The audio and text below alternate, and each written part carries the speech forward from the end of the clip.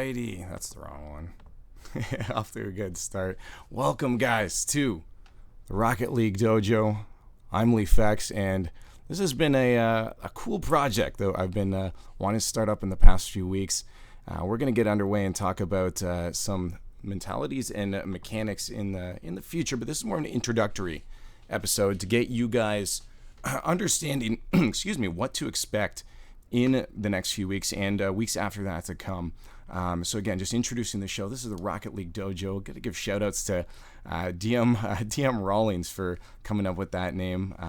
We had a brainstorming the other night, and it was a difficult process to go through some of these names, but we finally landed on one that I think really takes in the spirit of what this is going to be about, giving discussions to some of these topics that a lot of people aren't talking about. A lot of great podcasts out there, and some of them do touch on this, but I want to have some deep conversations with some of these top players or even players just getting into the scene and see what they're expecting out of this game, to go over, again, mechanics that we all know can be cool, some awesome freestyles, but mentalities that a lot of people seem to overlook, that can help you out in the rest of your life as well.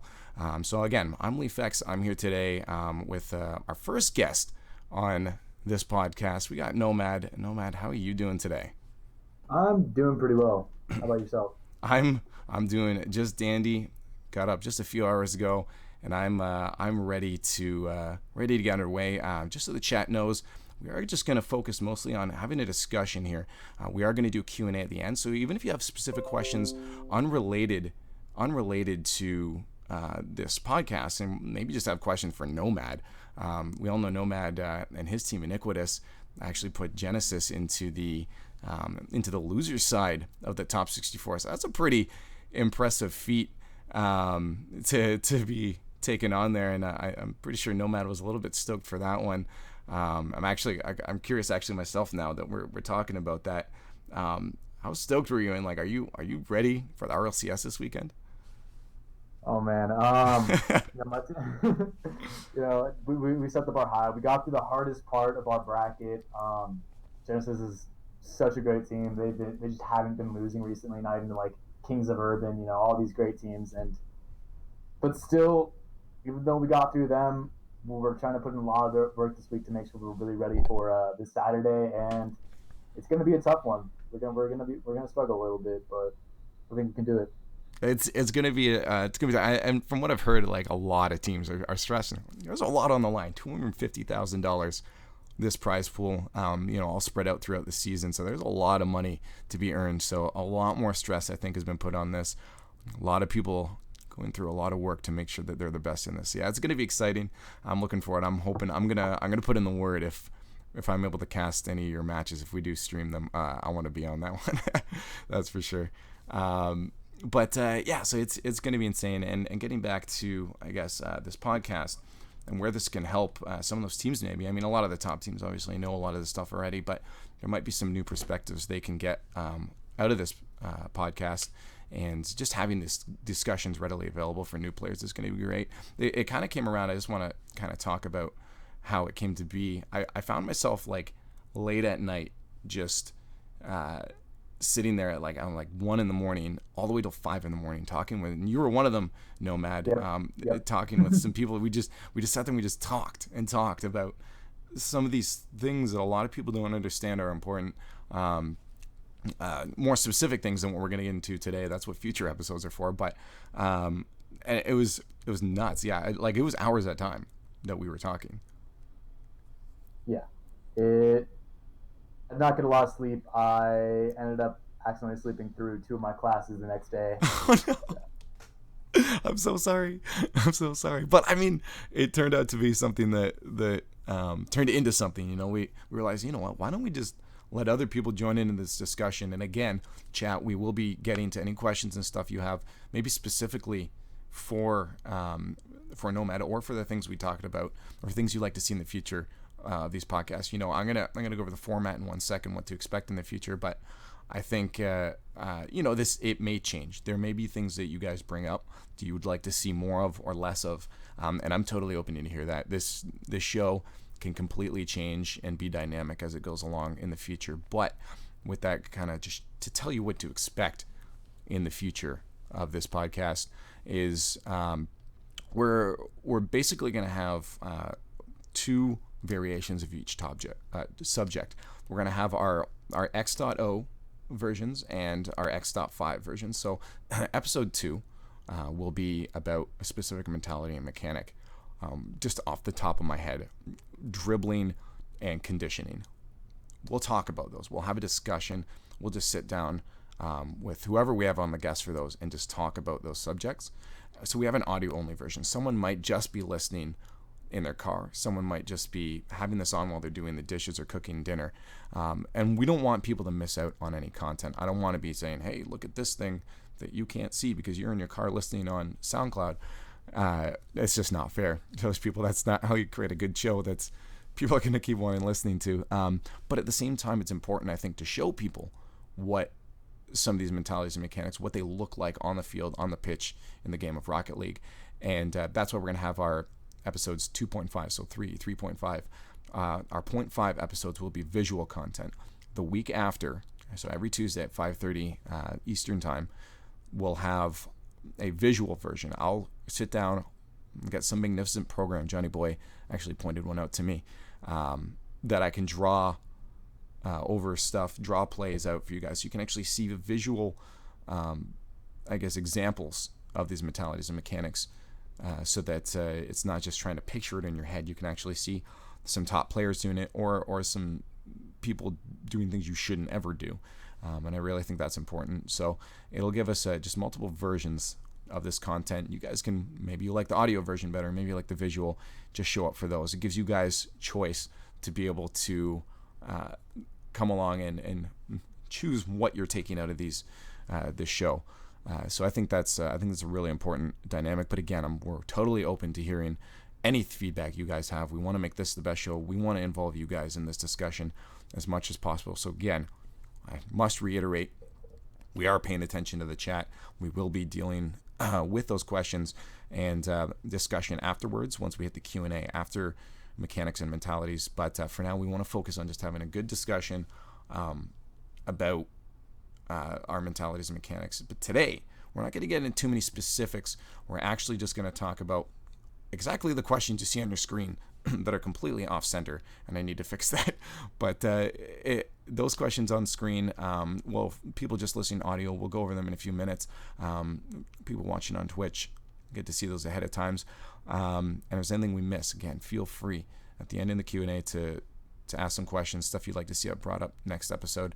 I guess we're going to get into these mentalities and mechanics and what they are. I'm going to start off with mechanics. I think that's something that a lot of people already know what they are. I mean, we've seen Lachinio do some crazy stuff, or Cooks here with his freestyle montages back in the day, and we know what mechanics are.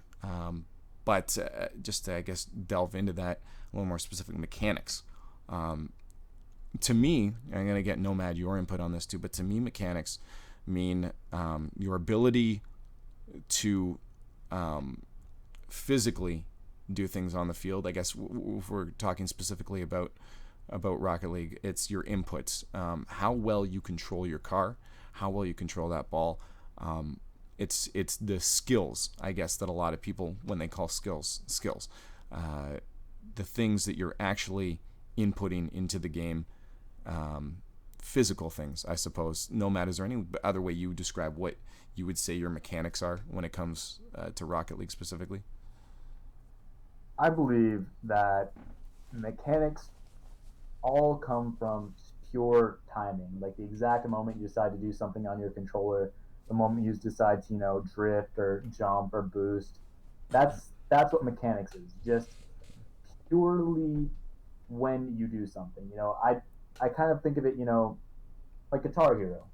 You try to time like you're playing when you're strumming and all that other stuff with what's happening on the screen. Rocket League is very similar, I believe. It's in the way that you have to have that kind of timing to have good mechanics. And it's like that in any game. The difference is in a game like Rocket League, you also have to know what that timing is. And a lot of these other games I mentioned, like Guitar Hero, it's pure. You know exactly what the timing is. You see it on the screen. In Rocket League, you also have to kind of know you have to figure out on your own through experience.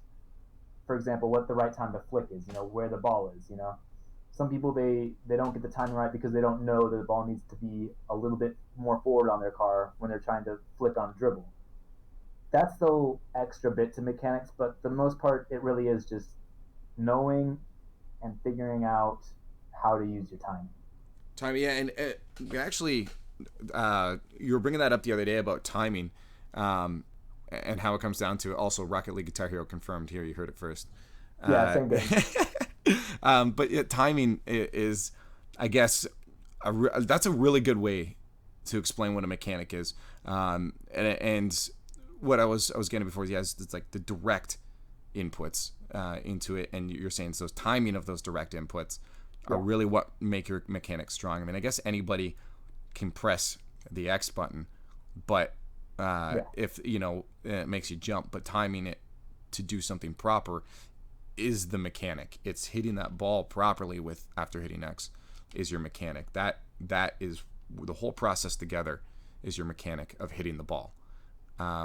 So that makes a lot of sense. That's a really good way to put it. And I think we're going to skip over one of my points there to go to muscle memory, because it feels like that transitions nicely into another thing you were talking about the other day. We were talking about you were saying timing. Someone mentioned to you it was all about timing. It kind of made you look at things differently. And then you also realized, or someone else also pointed out, when you were doing things, you didn't even realize you were doing them because it had come down to muscle memory. Yeah, at one point the timing is just natural to you. I remember I was playing in this threes game, and someone mentioned that I did a really good move. And the thing was, I was actually kind of talking about some other topic. I didn't realize what I was doing. I wasn't thinking about the way I kind of like got the ball into my car and dribbled it up wall and then flipped it out towards their net. I don't. At one point, it's possible for someone to just do things like mechanically sound purely just by habit. And that's a level of mechanics that will allow you to, first of all, get better mechanics. So once you can get those kind of core mechanics down, where you just do things on without thinking about them, then you can worry about the next step. It also helps you worry about positioning, rotations, all this other important stuff in Rocket League, and that's why hours are really important, because you put in hours, then you're going to build these habits that you can just do things automatically, and then you can build from there. You can't just think your way to the top in not a lot of hours. My old teammate Toon tried to do that. He got pretty far, but there's a wall that you hit. Mm-hmm. Yeah, that's a good point. Is like, when I look between mentalities and mechanics and the importance of both of them, which one's more important? I mean, they're obviously both important in their own way. And I think, mentalities, for me, I think are a stronger point. Not much, maybe like 60-40%. But mechanics, if you're not good if you don't have the best mechanics, you are eventually going to hit a wall. Mechanics, being able to go up in the air completely changes your game. It completely changes the whole dynamic of Rocket League from what it is. You go from this 2D field into a 3D space, essentially. Instead of being able to just move around on the ground, you have this whole other axis that you can move along. And it changes all of your options. And that's one mechanic. I mean, not a simple mechanic, but it's the most, I guess, one of the most sought out mechanics, I guess, in Rocket League. I mean, it's rocket cars. You got to be able to fly, so it's a very important one, and most certainly not the easiest to get control of. But the second you start getting in the air, it really changes what you're able to do in the game. And so I think there's a point where if you don't have the mechanics to do a lot, like you don't have a very good skill set in mechanics, you're gonna hit a wall. And there's just I was playing with my friend the other day. Actually, I think you've been sitting down and training with him too. Tyrish, he was CSGO before, and he's really been getting into Rocket League lately.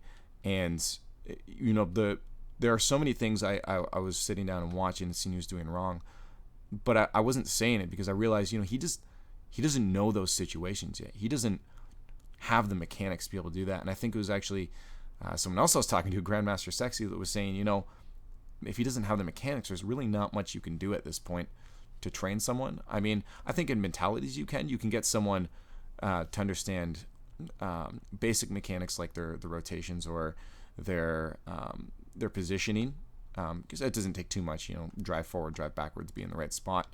But a lot of that's the mentality side you can train. But beyond that, like, they have to have mechanics. It's really hard to expect yourself to be the best if you don't have at least the core fundamental mechanics, which just takes time. And I see a lot of new players get discouraged in multiple games, not even just Rocket League, but multiple games. They get discouraged because they're like, oh, like I see him doing this and I know I should be doing that, but I can't do it. And a lot of it just simply comes down to time. No matter how much time do you have into Rocket League? Oh man, I love this question. Estimated, because I came from PS4, I probably have about 3,000 hours in Rocket League. That's absolutely nuts. Like, that beats. I'm pretty sure you beat Findable Carpet now, at this point. And Man. it's like, that's insane. 3,000 hours is an insane amount of time. And do you feel like you're the best you're ever going to be? Oh no, not at all. And that's insane. Like, at this point, there's no skill ceiling yet at all. But 3,000 hours in, and he's still learning things. He's still going up. Putting the hours in help. I think I really didn't hit my stride.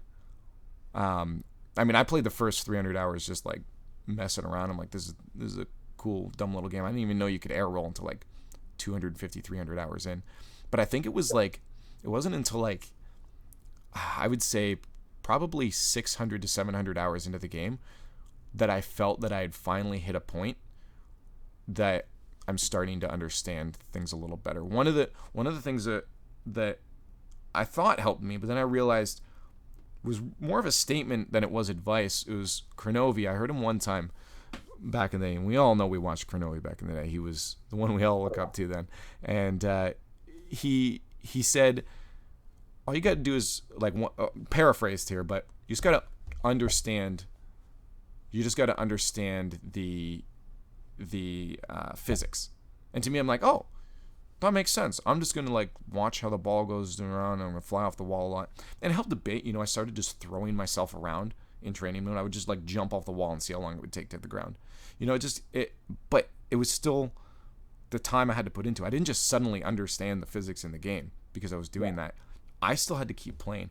And I think it was even like a month ago, something else clicked when I was going for wall shots. I'm like, wait, I get it. Momentum. Just like, you got to jump a little bit earlier off the wall. You can't jump perpendicular to it. Like, it just clicked all of a sudden because I just got it. But that was the physics part that I thought I had understood that I didn't. And it was more of a statement by Cronovi, I think, that just got to understand the physics than it was real advice. I mean, it helped me be on that right track, but it was just the time, just putting in the time. And that was, I had hit over 1,000 hours at that point before I'd finally even had that click. Maybe I'm terrible and I'm slow at the game, but it's one of those things that only come with time. And eventually, after time, muscle memory kicks in to these things. When you're doing flips or you're doing aerials, you don't even think about it anymore. And it's just something that just I guess just happens now. And you're able to put more of that mental power into the mentality side of things. And I feel like that all of a sudden you can just accelerate at that point. So it's, I guess the next question is, we already answered why are they important.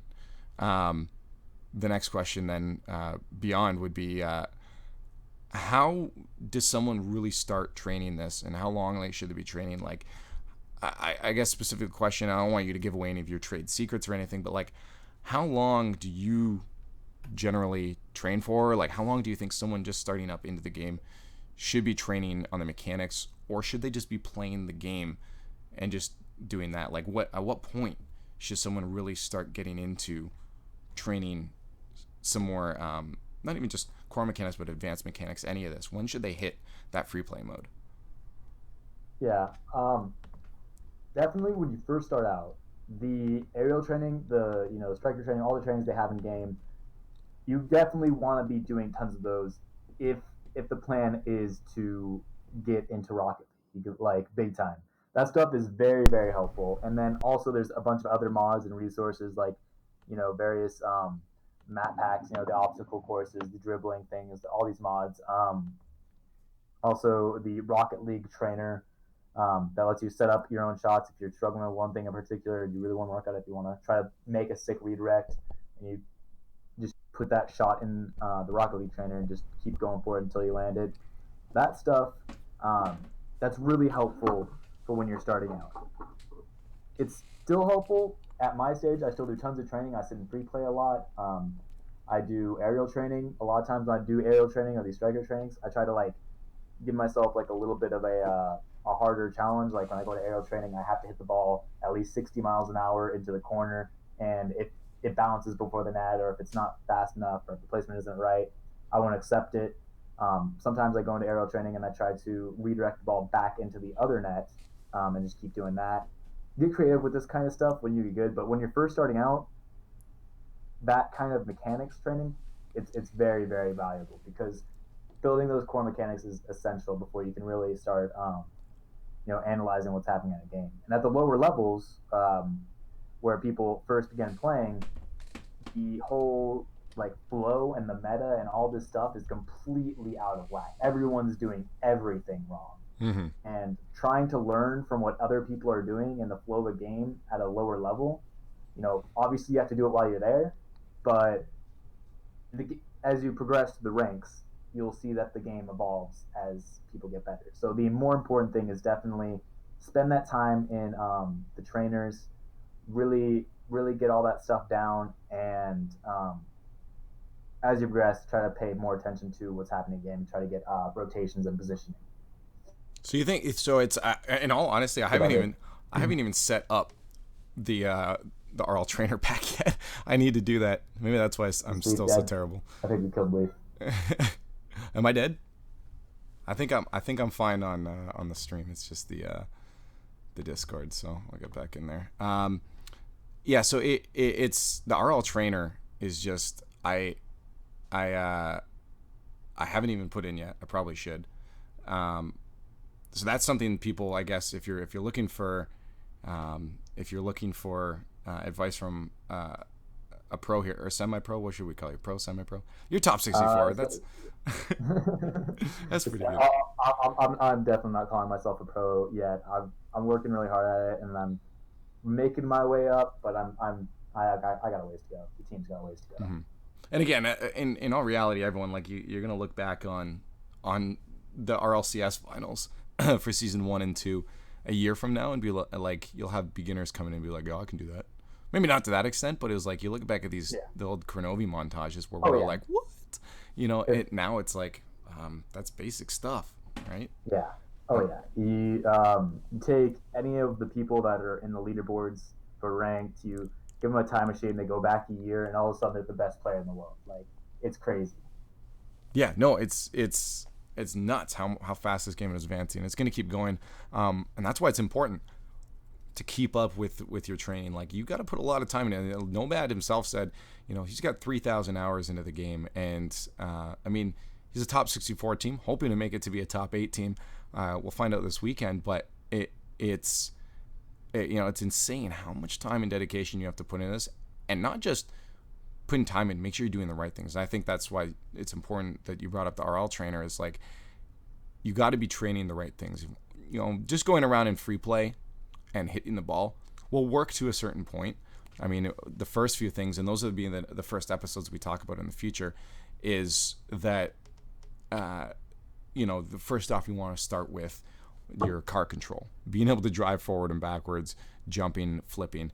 That's all important stuff that is actually pretty difficult at the beginning when you first get into that game. Driving is a hard thing in Rocket League when you first start, and then then you have your ball control.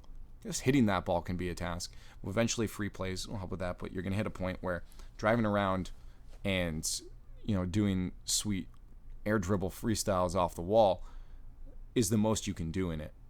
And having RL trainer, which we'll have to end up getting a link or maybe an episode dedicated to that, showing you guys how to get that set up, is important, because it'll just help you set up your own plays. You'll be able to And I want to be able to put some recommended ones from different pros too, ones they use. It'll be good to get like, a specific shot and training thing you do, get a couple other pros to give me some as well that I can show to people. Hey, this is what some of the pros are doing to train certain mechanics, because that'll be really cool if we can get an insight, because some people will just set the ball up to fly over the net off the backboard and then hit it, which is good, teaches you backboard shots, but there could be so many other training techniques that they could be working on that you just don't know until you see someone else do it. And that's why, more on the mentality side, I think it's really important to watch pros play. I think if you want to be at the top, you have to watch the top. To play with the top, you have to watch the top. There are a few criteria I always say, but you have to watch good players, because they're going to do things that you would never have thought of before in certain situations. And now, maybe you'll never come across that situation again, because that's the cool thing about Rocket League, physics-based game. There's always new situations arriving, but there might be another situation you're like, hey, that's applicable here. I can do that thing that I saw this pro do in this situation, and it might help you out, which you probably wouldn't have thought of on your own. And it's okay to admit that you wouldn't have thought of it on your own. You're always crowdsourcing ideas from other people. That's how you get to the top. You take what someone's doing, apply it to your game, and keep moving forward. I mean, that's just competition in a nutshell, really, right there. So yeah, I guess with mechanics, it's important to have these down. There's going to be a certain point where in the first 500 hours, it's really just getting those mechanics down, and then you're going to want to start looking to really advance. I think those first 500 hours of playtime for a lot of people is where they might give up, because it's the point that people are like, well, why am I still stuck in Challenger? Why can't I get out? I'm better than these guys. It's simply down to mechanics. There's some things you just can't do, or you don't know you can do until you learn and see these things. So my advice when I have new players coming in, I say, honestly, man, get ready for the grind, because the first, like, as I just said, 500 hours is going to be, maybe you'll break out sooner than that, but you're not going to really feel that push forward and that real, like, wow, I get it, eureka kind of moment until that point, because it's time. You got to put that time. You got to put that time in. You got to. And it's just not going to happen until you put that time in. So time in the first bit is really important. But there are other things that you can work on in that meantime, and other things you can keep in your head that will just help you, I guess, stay controlled in your game.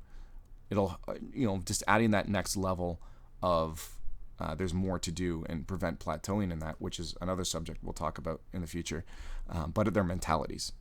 Mentalities, I guess, what are they? Mentalities are, I guess, the position you put yourself in your head, where you set yourself going into it. It's the head game. A lot of different mentalities come down to, even stuff we all know our favorite mind game, mentality, mind games. That comes down to conditioning, mix-ups, baits. All of those converge into a mind game. And again, we'll get deeper into those in future episodes, but those are mentalities. There's also mentalities that can be applied outside the game. A lot of people think that their game and competition lies simply in the game. It just lies within the confines of this virtual space. And that's not true. What's controlling the object in that virtual space? A real life person. That's you. There are factors outside of Rocket League that can affect your gameplay. And I actually think that's a really big part where inconsistencies in players come from. I think a lot of people don't realize, as simple as being dehydrated and not drinking water comes into it, like inconsistencies can come from that, not eating properly, not sleeping properly. Lately, I found recently, one of the things I think that really helped me just all of a sudden jump to the next level in my game is I'm getting 8 hours of sleep a day, and I'm drinking at least a glass of water when I wake up, and I have a cup of water. I have one right beside me now. I always have a cup of water beside me that I'm sipping and drinking on. And I think that's been a huge part of it. Like, I don't know about you, how adamant are you about keeping hydrated? Is that a real focus for you at all, or is like you're just like, I play better when I'm dehydrated? Well, first of all, I forgot that I was still in this podcast. How do you Second of all, forget? I feel like I was just listening. I kind of got lost in your words. Your voice is too smooth, you know? I was like, oh yeah, he asks me questions sometimes. All right. I actually heard this from my former teammate Toon. He's hitting up the chat right now. I shouldn't be looking at chat. My bad. He he recommended that I always keep ice water by me when we're playing, and that'll help me focus. It'll help, you know. For some reason, magic would happen, and I would play better. Actually, it worked out surprisingly well. You know, all that other stuff is very important. Sleeping, eating, you know, drinking. That's all. It's all necessary to be in the right state of mind to play. You know, especially as people keep getting better, you want to get every advantage you can, and being in a healthy, being a healthy like mind. That's very important to playing well. Yeah, actually, it's. I'm glad you brought that up too, because it's really interesting. When you know there's that old stereotype about nerds being overweight and glasses, you know, this and that. And when you look at a lot of the professionals, a lot of the top players, and it holds true even in Rocket League, a lot of them are in shape. Either they're at least thin, or they work out. People don't realize, like, you can't have a healthy mind if you don't have a healthy body as well, at least relatively. I mean, you know, having those proper diets, workout routines, and staying hydrated, sleeping properly are so much more important than people realize. I was one of the naysayers, even up to about 3 weeks ago. I thought I played better when I had a couple drinks in me, when I was on 5 to 6 hours of sleep. I just, you know, I thought, and sometimes I did. And I think I just, you know, it was confirmation bias at that point that would say, you know, look, I'm playing better right now. It's, you know, I'm state dependent memory. You know, I learned what I was drinking. I'll play better when I'm drinking. And to some degree, it's true. But then I started, I mean, I still don't eat properly, but and I'm way out of shape, but I started getting 8 hours of sleep, which is way more than I thought I needed. I thought I was kind of like that 6.5 to 7 hour sleep kind of person, and making sure I'm always drinking water and staying hydrated. That all of a sudden, and like, it's not like it's something like just I feel different. It's just all of a sudden I was able to focus so much better on everything else in the game. I was just, everything just kind of made more sense to me. And I think that's what helped with, you know, the mechanics side of things, because my mechanics got tighter, because I wasn't delayed in any of my button presses. It's that timing thing you said. I wasn't delayed in any of my button presses because my mind's sharp right now. It's moving quicker than it ever has before, because I'm sort of taking care of it. I got a lot left to do, but sort of taking care of it. So I think a lot of these outside factors, even just stress, like having, you know, a messy desk can create a clutter in the mind, and that can cause unknown stress you don't even realize. I think there's so many different variables that, again, in a future episode, we're going to go over all these different variables and talk about them, that can really, really change your game. But those are just like outside factors coming in.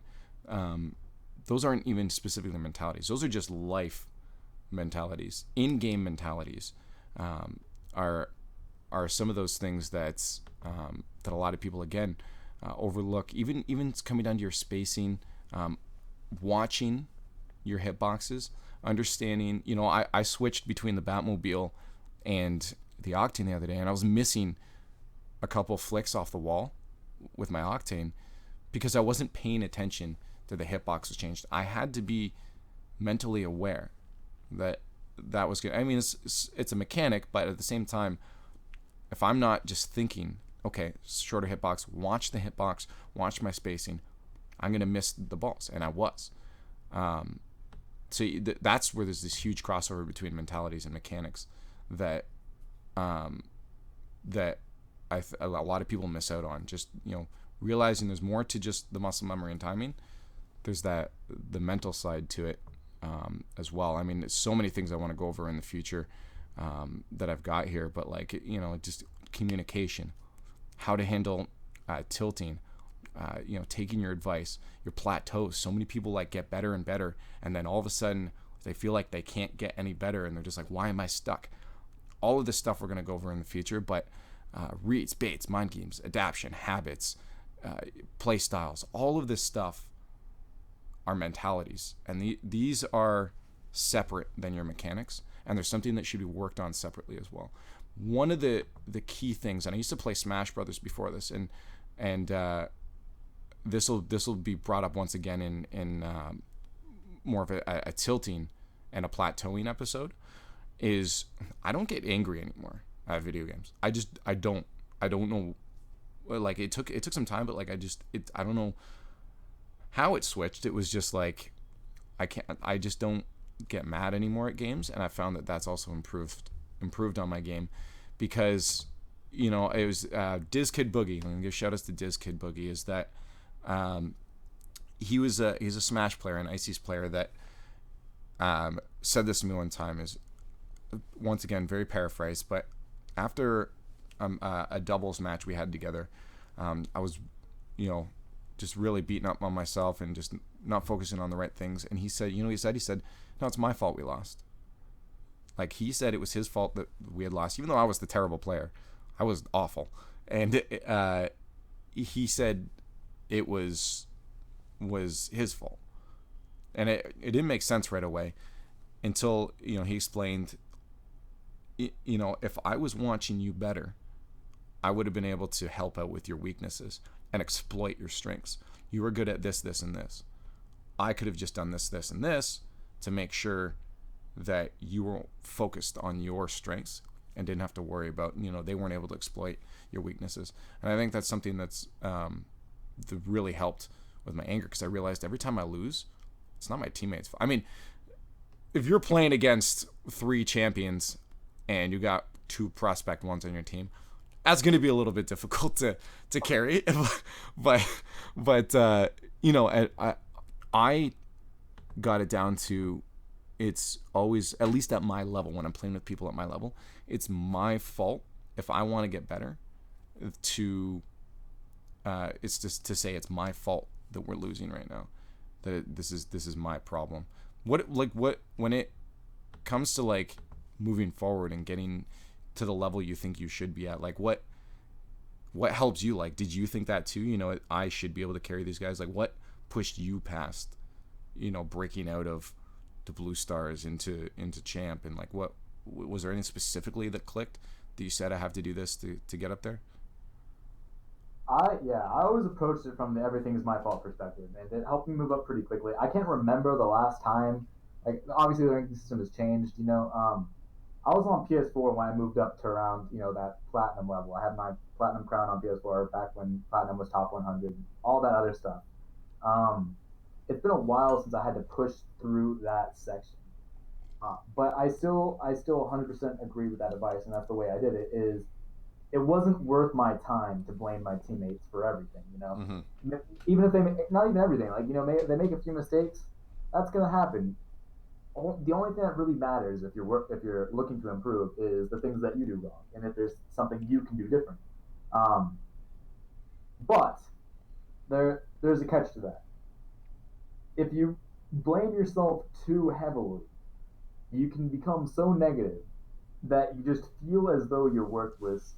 And at that point, tilt is just, it's inevitable. If you worry so much about your mistakes that you're thinking about them as you're playing, if you're just you miss a shot and you're like, oh, I should have landed that, and the next like 5 seconds are you just thinking, oh, I missed, I'm stuck, and all this other stuff, you're not in the game.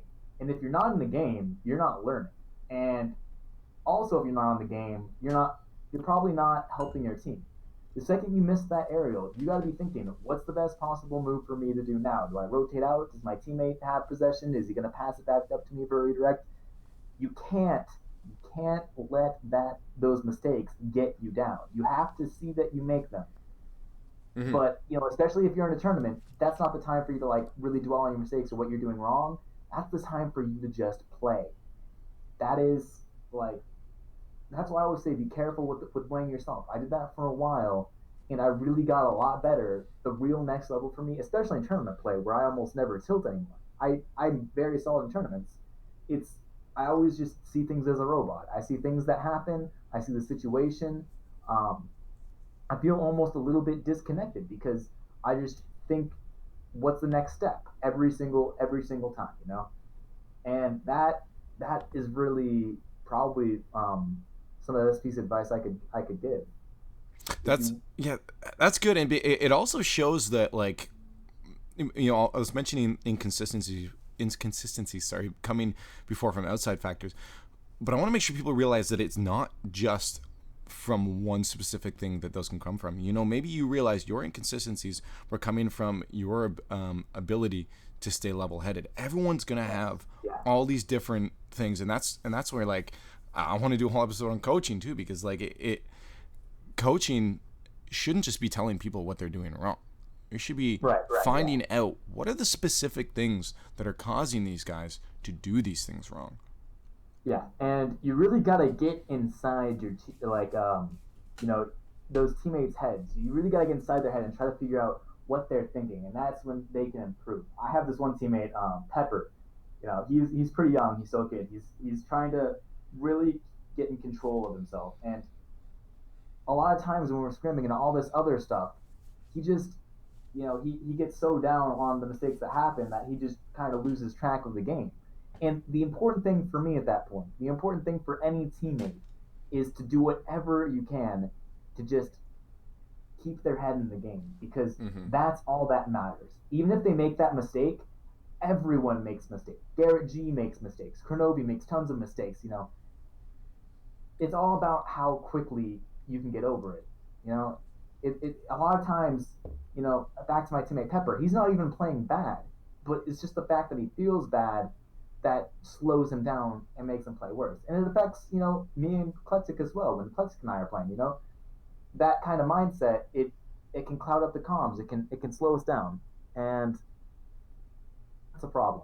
And Yeah, and that I mean like that's that's a really good thing you brought up is that and I find and I don't have an actual like scientific sample to this, but I find that the mentality side of the mechanics for younger people seem to come second nature. oh Mechanics yeah, just seem to be this thing that these kids can do.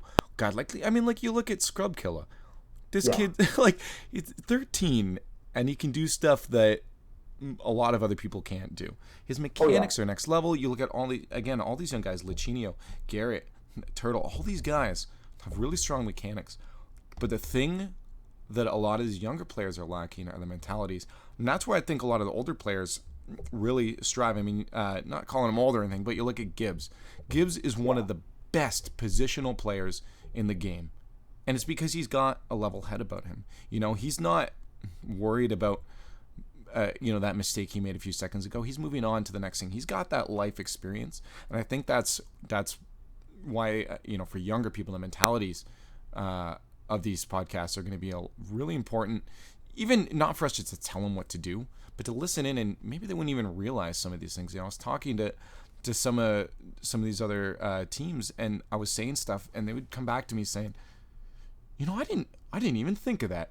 And it's like for yeah, me, I mean, in esports, I'm considered old. Like I'm 26 in a couple of weeks, and I think it's just because I don't have a lot of life experience compared to other people. But when it comes to these players in esports, I've got a little bit more life experience, and I think I'm able to see these things because I've had that experience. Lawler was actually talking about he was talking to a younger player as well before and saying stuff, and the same thing they said to him was, I didn't even think of that. Lawler's response was, and I didn't expect you to. You're young. Why would you yeah, have had to think about this? You've never yeah, had to been through this before. yeah. and it's the mechanics though are where us older folk, I think are need the help with, because we're all slow and old now, and our reaction times are terrible. See, right now I'm in kind of like the prime. I'm in the in between. I got the reaction time down pretty well, and I've got that experience. I can keep a general level head. Um, but again, it is like a spectrum because again, my teammate Pepper, he pulls off things mechanically that I don't think are physically possible. The other day we were scrimming Vendetta. He scores a goal where he pinches it from the top of the net, like above the goal. He pinched it down into the net behind the goal. He was like on the goal line. What? Nobody hit it. Yeah, he pinched it in from above. I didn't think that was actually physically possible, but somehow he pulls this shit, like he pulls it off. I don't crazy. It's nuts. And yeah, and I think that's one of the reasons teams like Exodus can be so good. Um, you've got a bunch of young players with these some crazy mechanics like Garrett. I think he's 16. Mm-hmm. And from what I've seen from them, I haven't played enough with them to be sure, but they also have a pretty level head. They are able to keep themselves in the game. That's why these young teams can excel so much. It really is that mentality that's important to them. Mm-hmm. No, absolutely, and that's a really good example to point out is the young teams that are succeeding are the ones that have a decent level of level-headedness, I guess. They have the knowledge of some of these mentalities. I think there's still a lot of these players are doing that they don't even realize that they're doing. When it comes down to stuff like conditioning, I feel like that's a thing with younger people that they don't really realize they're doing a lot of times, or at least good players, that they're just doing it. The first 3 times they went for this drift shot, and then the 4th time they were made it look like they go for the drift shot, baited out, mind game, and just went for a dribble instead. Those are moments of conditioning that I think a lot of people don't realize they're doing, but could really help if they learn how they can control their conditioning of other players, to exploit the weaknesses of your opponent, and to find out what things work against them is a better, you can then condition that specific opponent or that specific team. So I think those are mentalities that a lot of people don't realize they're actually doing, but could push and help these teams growing further when they're like, okay, let's work on specifically this mentality or mechanic now, this thing that we just heard of the other day. And I think this is why I'm so excited to have this podcast, because we're going to have so many people on here discussing their perspective on things. Right now you get Nomad and my perspective on this stuff, but I guarantee you if we get someone else in here, they're going to have so many things they want to say about these specific things as well that I may not even thought of before. So I'm just going to be selfish and say I'm more excited about this podcast, just like from myself. I'm going to learn, I think, a lot from being able to talk to these guys. So when we get into the actual specifics in the future, that's going to be amazing. Just having one mentality that we can just grind into and talk about, one mechanic that we can get. What mechanic would you say is your strong? Like what's your strongest, I guess, mechanic? My strongest player, the thing I nail almost 100% of the time. That kind of stuff. Yeah.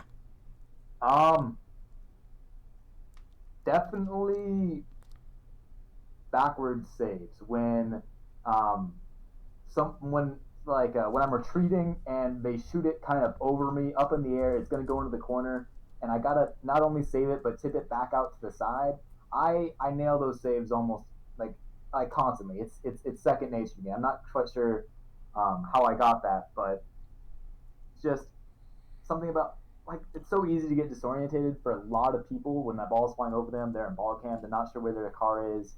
Sometimes they just go for a hit, but they go too far up and they just tap the ball back down in front of their own net.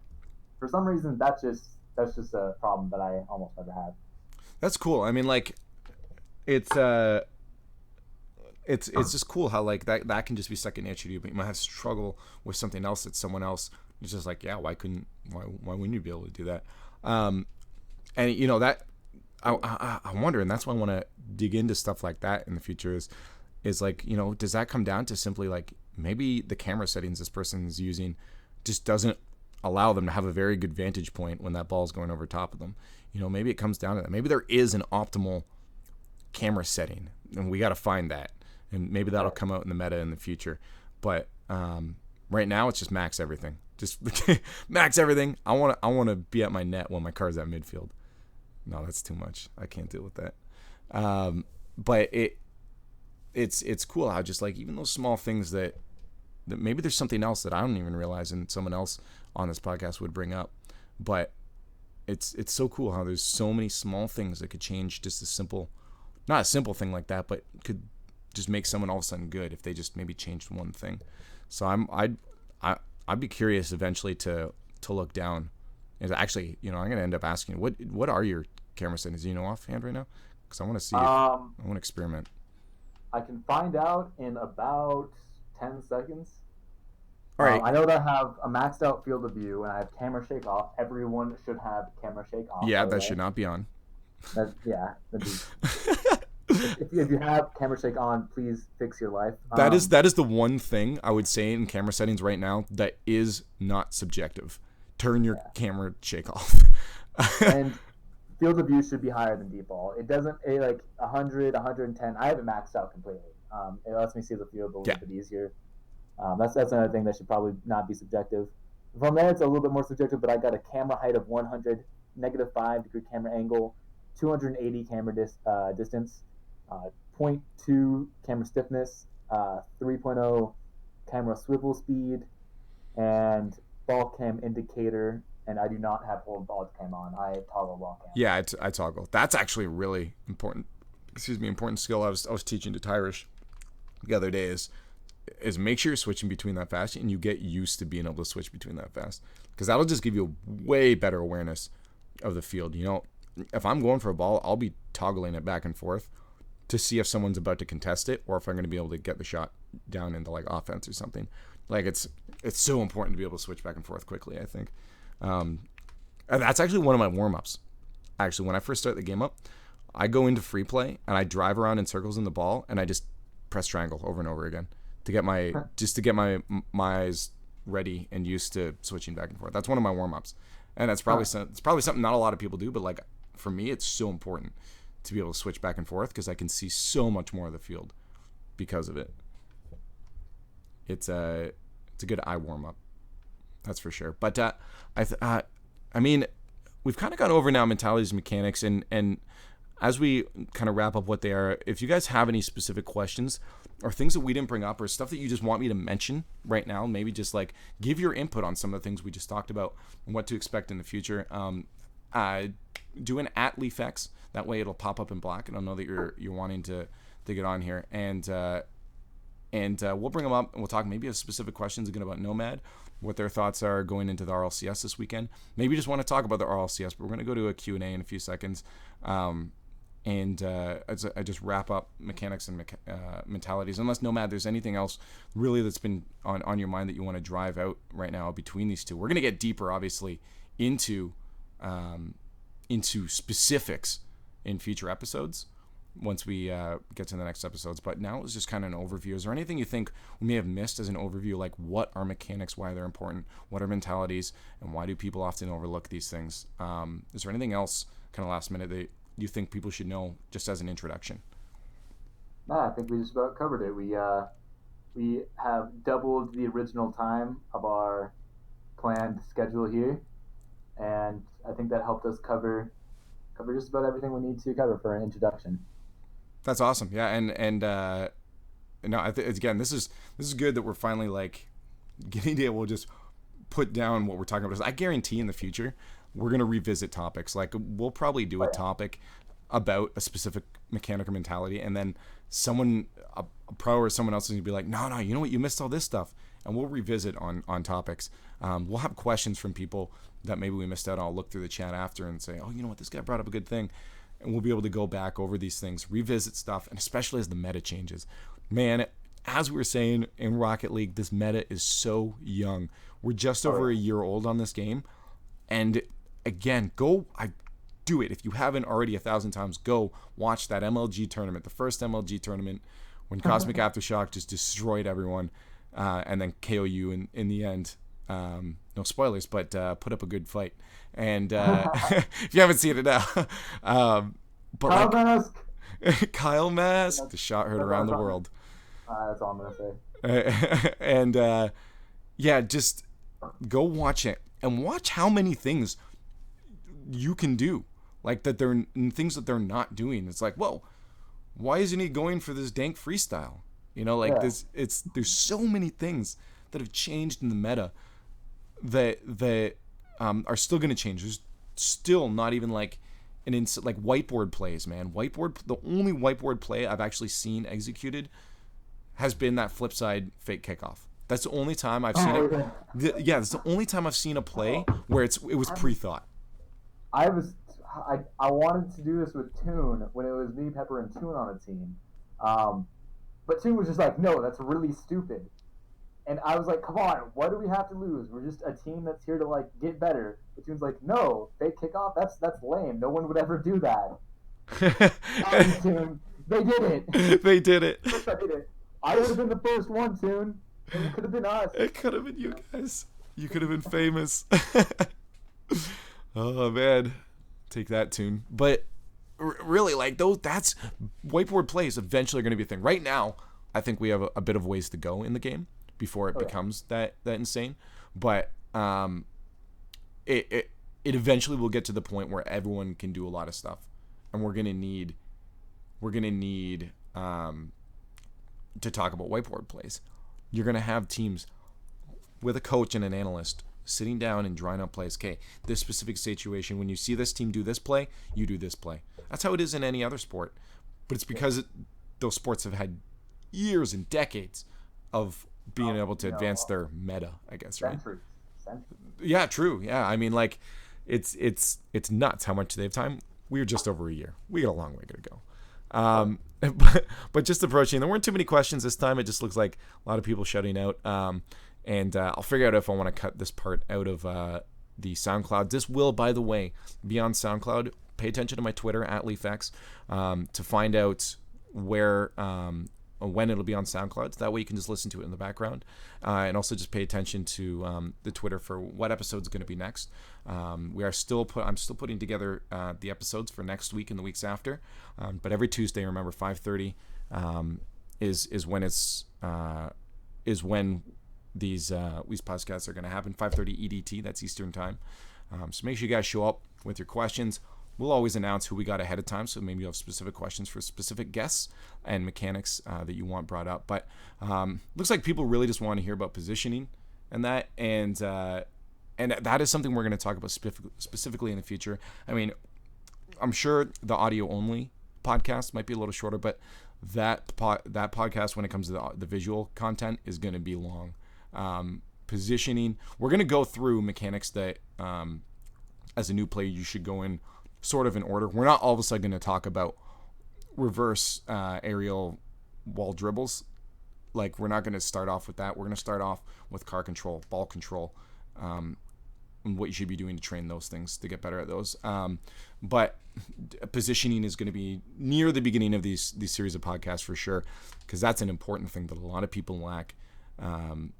And Toon also, I think, was asking how much time you should dedicate to training. I think we sort of went over that. I mean, maybe it's just asking for people that don't. I feel like he should know at this point. But I usually put in, for right now, trying to be good, I try to put in about 60 hours a week.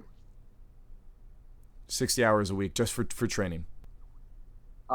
Just for mechanics training. No, just for like mechanics training, I only put in maybe like 20 hours of that 60 hours. It's 60 hours total. Yeah, how many hours did you have in the last 2 weeks? You had like 140 or 160 something? Like 130. That's nuts, dude. In the 2 weeks. I mean, I looked at mine, and I was talking to Grandmaster Sexy as well, and he was like, what? Like, that's insane how many hours. And you also have a lot of other stuff on your plate too, and you're still able to dedicate your time into that. Is just insane. I'm a student. Yeah, I'm a student in school. I'm a mechanical engineer undergrad student. So I do have some other work to do other than Rocket League. So mostly my life is Rocket League and school. Just swap back and forth. And it's insane that like it just gives no excuse to anyone else for not putting the time in. Really, it's like this guy's a mechanical engineering and he's able to put that amount of time in, and that's why we're gonna see you at the top, man. Like you and your team are like we're already at top 64. Now you just got to fight your way down to that top 8. You just got to fight your way to top 8. No problem. There's no Yeah, I just got to beat the number 8 team. That's easy. We beat the number 2 team. Obviously, this is the same thing. Not at all. Not even a little bit. See, the thing is, Genesis never heard of us. We weren't even in the power rankings before. I knew that we had a pretty talented team. We hadn't got the recognition yet. Mm. So Genesis probably came to that not respecting us at all, like as a team. And when we put up a fight, like for just literally half a game of us playing well was all that it took for Genesis to get a little bit nervous. Like, why are we not stomping on these guys? But the problem is now we don't have that advantage. These other teams, they see us beat Genesis and they're like, they beat Genesis, they can beat us if we're not careful. So these other, all the teams that we're playing are going to go into this game kind of probably respecting us a bit more and playing a little bit harder. Yeah, and that's a good thing to realize on your end is that this is going to be a little bit more difficult. This is people aren't underestimating you. You're not just that underdog that's coming out of nowhere that they can easily beat. They have to think about what they're doing against you, and that just makes it even harder for you. Yeah. Dane McNeil. Yeah, Dane McNeil. He says he's working on drift dribbling. Any advice? I actually have one episode I want to specifically talk about that, and I'm gonna talk to him, but I mean I think, and I'll take any other suggestions too, but I think one of the best guys from what I've seen for drift dribbling, Squishy Muffins is just insane when it comes to that stuff. He's put a lot of time into his drift dribble, so I kind of want to get him on to talk about that, but I want to get I'll hopefully have 3 people to discuss something like that, but we will talk a bit more about that. I mean, off the bat, dribbling, my instant advice would just get used to drifting and how your car drifts. Go into free play and try to drift yourself onto the other side of the ball so that you're facing it. That's the first step, really, is just getting used to your drift at different speeds. Do it while you're going slow, from a standstill point. Do it from supersonic. Like, just get used to your drifting. I think that's honestly the first thing you got to do. I don't know how far along, Dane McNeil, you are into your training for that, but just get used to the drifting. A lot of people are like, oh, I already know how to drift. Until you actually try to drift and carry your momentum somewhere, like jumping out of a drift as well is something that's going to throw people off at the beginning. Just getting used to the drift. I think a lot of people don't realize how little they know about their drifts. Because a lot of people don't do full drifts and try to dribble with it. Like, I think it's a lot harder. I mean, like, I don't know how well versed you are in drift dribbling, Nomad, or if there's any immediate advice you can give on it. Whenever you're doing something with drifts, you generally do not want the ball on top of your car, maybe a little bit kind of on top to the side. But you notice that most of the time when people do these drift dribbles, it's a little bit away. When you kind of cut like that, your car will slow down tremendously. And if you do it right, you'll hit the ball. When you hit the ball, it'll pop up, and that's when you can kind of make that move. If you watch Squishy does it, like the way Squishy does it, usually if the ball's a little bit to his side, he drifts, it comes a little bit up, and that's when he makes his move. I'd say that's probably one good thing to think about. Not if it's on top of your car, it'll just slide off. Yeah. But again, we're going to get more specifically into those kind of mechanics in the future. This was an introduction to get people into Squishy's the reason that you've been practicing. That makes sense. He's insane at them. And I think, I mean, just the key thing is watch what they do too. But like, you got to get that muscle. We talked about it earlier, muscle memory. You got to get that muscle memory in. You got to. And you got it. You got it. And so that's really important. Just getting into the free play and just doing it. Like, simply just sitting there. Don't lose focus. Just simply get in there and get drifting. Go in there for 20 minutes and just drift around. Get used to it, and do that a few times a week, and just get used to it. I mean, the big thing too is with any mechanic is don't get discouraged if you can't do it right away. It's going to take time. I mean, doing any kind of mechanic is going to take time. Like, it's not just an instant thing. that you're going to get right away. And then, I mean, I relate it back to Smash Brothers. There's a move called wave dashing, where you can dodge into the ground and you'll actually slide. And what that does is allow you more movement options, so you can slide back and forth and attack out of it instantly, because you can't attack out of a dash. So people learn how to wave dash when they first start playing Melee, and they don't realize that just wave dashing does absolutely nothing for your game. Just because you can do this mechanic doesn't mean you can apply it to an actual situation.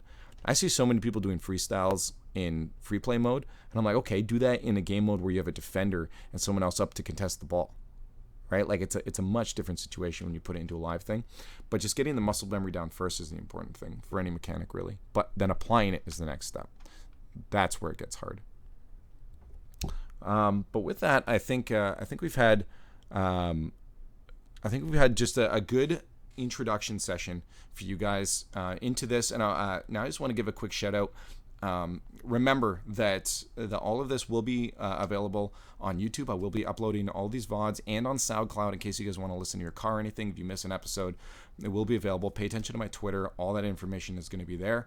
Every Tuesday, 5:30 EDT Eastern Time, we're going to be back on this channel. So make sure you get notified of that. Following will notify you when we go live. And it's, or you can just come back every time. You don't have to follow, just be here on this channel at that time. And I think it's just a good discussion thing for people to hang out and discuss. Again, we always want all your guys' input. If there are any guys out there listening right now that you have any input, feel free to give me a shout on Twitter, on whisper me on Twitch, or any of the guests. I'm sure they're happy to answer as well. But I'm happy to answer questions you guys have when the shows aren't live, and maybe it's something we can bring up in the future, and something we can talk about on air. But again, the format's going to be next week. We're going to have an audio-only version once again. That'll be our episode 2. We'll talk about a mechanic, specific mentality. The week after, so week number 3 of these podcasts, is going to be episode 2.5. We'll do a visual version where I'll go over some examples so you guys can actually see what we're talking about. We want to be able to create content that's going to be good for you guys to listen to and to watch. We want to have the audio ones focused on the actual content or the subject matter, I suppose, and then the content, the visual content for you guys on those next weeks. Gives you guys something a little bit more of a dynamic show. But if there's anything for these audio only ones that you guys want, maybe staring at the screen for the whole time isn't the most fun thing for you guys, and you want some sort of animations going on, I won't talk about them, but just they'll be there to spice it up. Feel free to give input, guys. I want to hear everything. This show will change to make it the best thing for you guys. I want everyone in the scene to be able to pull something out of this, to feel like they're part of the discussion, and to make sure they're not getting bored of it. So it is a lot of talking. I mean, we just did just over an hour of talking now about an introduction into mechanics. We haven't even dove into specifics about any mentalities or mechanics.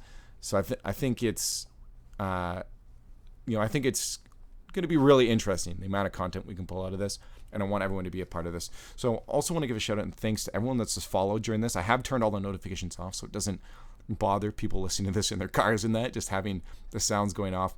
But I do want to give a shout out to all those people that have followed during this. Really appreciate it, and we hope to see you guys back for the next one. I do also stream Rocket League. It's not just going to be a static screen like this, so feel free to hang out with us. We always have music, loudness, and just obnoxiousness in general when I stream, so it's always a good time to come in and yell at each other. So I love to have any of you guys back. It's been fun hanging out with you. I want to give a shout out to Nomad here, who's in, again, the top 64 team, Iniquitous. They're looking to duke it out on RLCS this weekend, so please give him your energy, guys. Give Iniquitous your energy. I know they want it, and they're going to need it for this weekend. It's going to be exciting. Nomad, thank you so much. I know you're so busy, but thank you so much for giving us your time to join us and talk about these things today. Is there anywhere we can find you online and watch you if you're streaming, or if you're on Twitter just talking about stuff? Where can we find more about you? Pretty much, I'm only on Twitter and Twitch, both with the name Nomad RL. Pretty basic, Nomad Rocket League, easy to understand. But yeah, follow me on Twitter, I guess. Not big on social media. I used to stream daily. Once I get my new mic, I've been using a webcam this entire time. Someone was pointing Noticed. that out. Yeah. I'm getting a new mic this week, and once I get that, hopefully I can begin streaming again. Um, and that's Twitch dash Nomad RL as well. So, yeah. Awesome. And just a shout out to and the best. I'm not sure how to say it, but I can't see if that's a dollar sign or an S. Asian the best. I mean, that's what it is. But we eventually will be getting into more complicated subjects, and once we get near all the the mechanics and mentalities we already know, the meta is going to be changing in this, and a lot of our future episodes are most likely going to be talking about meta changes. And I think that's going to be really where it's going to be great for pro players to come in and keep up to date with some of the meta. That's eventually the future of this. It will be a dynamic show to follow along with the scene and the competitive side of Rocket League. The competitive, I guess, gameplay side of Rocket League. So once we get past all the stuff that all the pro players already know and you guys know how to do, I think it's going to be very important as we develop meta changes in Rocket League as the skill ceiling just keeps rising. So I think eventually there'll be something here for you, man. So hopefully we'll see you in the future. But at least thanks for hanging out with us right now. But again, feel free to hit me up on Twitter, LIEFX. Follow me here. Got lots of content for you guys coming our way, and we'd love to get input from you guys. Because I mean, again, we're a community, and that's the coolest thing about Rocket League. And I think that's why it's going to be so fun having this podcast, being able to sit down and talk with a lot of the guys in the community, and hearing their perspectives on things is really going to be the big part about this podcast. So I'm excited that you guys are supporting this. Thank you guys so much for hanging out with us tonight. Once again, thanks so much to Nomad for hanging out with us, man. It's been great talking with you. Of course. And I'm sure we'll most likely have you on in the future. I'm sure there's some things you're probably going to want to talk about. So again, just thanks for a shout out today. Make sure you guys go give him some love and some energy. And we'll see all of you guys soon. And most certainly and most likely see me next during the RLCS this weekend. Make sure you go to twitch.tv/Rocket League. It's going to be going live 12 on Saturday at PST, that's Pacific time. So make sure you guys are there. It is going to be insane. $250,000 prize pool for the RLCS Season 2. You do not want to miss it as we find our top 8 teams. Iniquitous, Nomad looking to be one of those teams this weekend. So please. I believe. So please, guys, go give a follow to the Rocket League channel. Make sure you're there. Do not miss it. It's going to be exciting. Going to be hype. This has been the Rocket League Dojo. We'll see you next week for our first actual full episode on Mechanic and Mentality. But for now, we'll see you online. And as always, keep gaming hard.